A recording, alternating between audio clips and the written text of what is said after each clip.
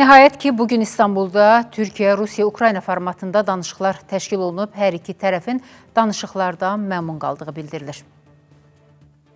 İstanbulda Dolmabahçe Sarayının ərazisindəki Türkiyə prezidentinin ofisində Rusiya-Ukrayna böhranının həlli ilə bağlı dünya ictimaiyyətinin də 2 gündür diqqət mərkəzində olan Türkiyə-Rusiya-Ukrayna formatındakı görüş nəhayət ki, bugün günortadan sonra baş tutub. Türkiyənin Xarici İşlər Naziri Hakan Fidanın sədrliyi ilə qapalı rejimdə keçirilən görüşdə bir araya gələn Rusiya prezidenti Vladimir Putinin müşaviri Vladimir Medinskinin başçılıq etdiyi Rusiya nümayəndə heyəti ilə Ukraynanın müdafiə naziri Rüstəm Umerovun rəhbərlik etdiyi Ukrayna nümayəndə heyəti arasındakı danışıqlar təxminən 1 saat 45 dəqiqə davam edib. Bildirilir ki, görüş zamanı Ukrayna tərəfi Ukrayna və Rusiya prezidentləri Vladimir Zelenski və Vladimir Putin arasında birbaşa danışıqların keçirilməsi təklifi ilə çıxış edib. Ukrayna tərəfinin də bu sorğusunu nəzərə aldıqlarını deyən Rusiya prezidentinin köməkçisi Vladimir Medinski bildirib ki, İstanbulda başa çatan Ukrayna tərəfi ilə birbaşa danışıqlar zamanı tərəflər minin-minə formulu üzrə əsir mübadiləsinin həyata keçirilməsi barədə razılığa gəliblər. Bundan əlavə hər bir tərəfin atəşkəsin gələcəyi ilə bağlı öz baxışını detallı təqdim edəcəyini deyən Vladimir Medinski bildirib ki, Rusiya nümayəndə heyəti Ukrayna tərəfi ilə danışıqların nəticəsindən məmnundur.